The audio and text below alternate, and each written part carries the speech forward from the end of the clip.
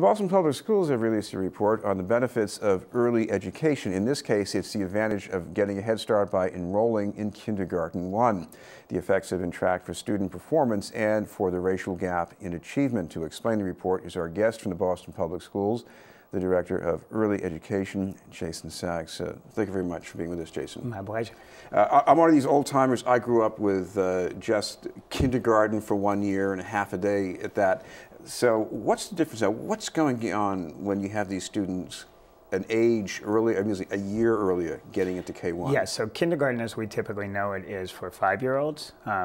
In the Boston Public Schools, it's of September 1st. These are programs for 4-year-olds. We do have some cases where we have 3-year-olds, but K1 stands for 4-year-olds in the Boston Public Schools. What about things like the length of the day and what goes on in these classes? So in 2006, Mayor Menino basically opened up a universal preschool program.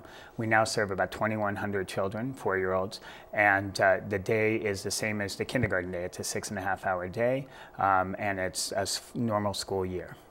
Well, when these children are in the class, it might be different from what we had with 5-year-olds many years ago, but I guess there's something going on. They're getting ready, at least, if not, learning the way we usually think of it? Sure. So the science of early childhood education has advanced a lot, and so is schooling in general. What we've discovered is vocabulary makes a huge difference in development, and so you'll see a lot of time and space for children to explore their environment in an integrated, thematic way, and do a lot of vocabulary. A lot of talking is going on.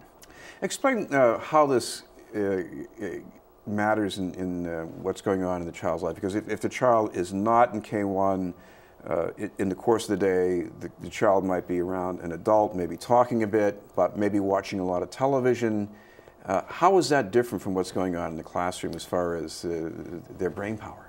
Sure. So in an early childhood classroom that's high quality, what you will see is children exploring integrated thematic concepts like shadows and reflection or wind and water. It's scaffolded by the teacher, but the children are exploring and talking to one another. And the literature and the material in the literature in the classroom supports what they're studying. So they'll often read a book about it, and then they'll read a book several times. So generally at home you might read a book, or the child's reading a book, but you won't get multiple reads with topics of discussion and exploration. What's also going on is the children are getting used to an educational setting, right? Yes, absolutely. There's something unique about being in the public school setting that I think is a little bit different than a Head Start or a community-based program. They're around big kids, they're on buses, they're seeing lunch lines. Some of these things are better for worse for 4-year-olds, but it certainly is helping the transition from the preschool setting to the kindergarten setting, so that when they enter into kindergarten, they're already used to a lot of those aspects.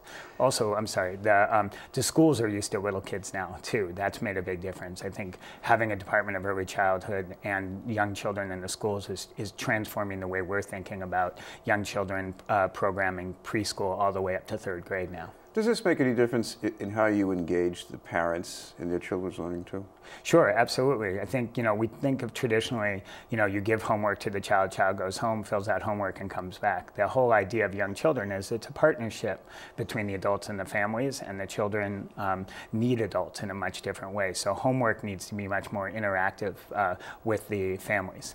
Well, talk about the achievement measures here. Maybe you say preparedness more than achievement, perhaps, but what's the edge for a child who's been through K1? Sure. So children who go through a K1 are getting exposure to a lot of what we call background knowledge, a lot of vocabulary, academic vocabulary that they would not have been exposed to in home. And there's a fair amount of research that says that children who come mostly from low-income families are not exposed to as much background knowledge and vocabulary. And so this is an opportunity for children to help catch up, as well as middle-income peers get exposed to a lot more academic vocabulary.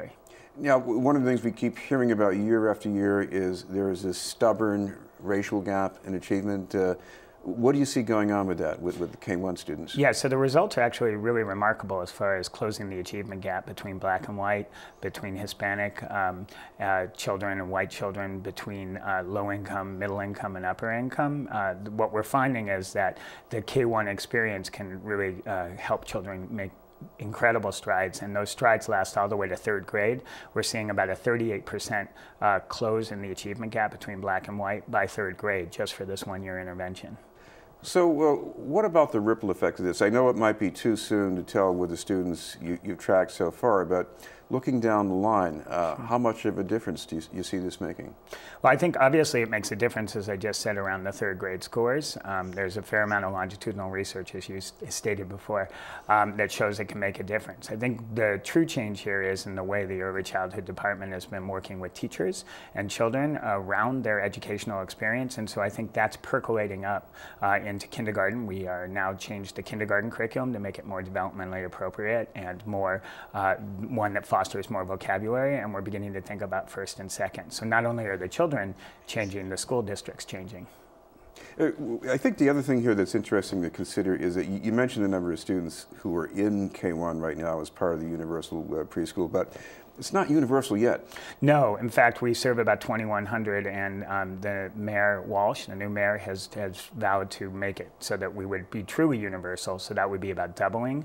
Right now, we have about 4,300 children in kindergarten, so the idea would be able to make us match the same number we serve in kindergarten. Now, when you look at the results here, you know, one of the other patterns, certainly I've seen in test scores in the schools, let's say around grade 3, is that if you've got a school with a very high concentration of kids from low-income families, the scores, unfortunately, are very low.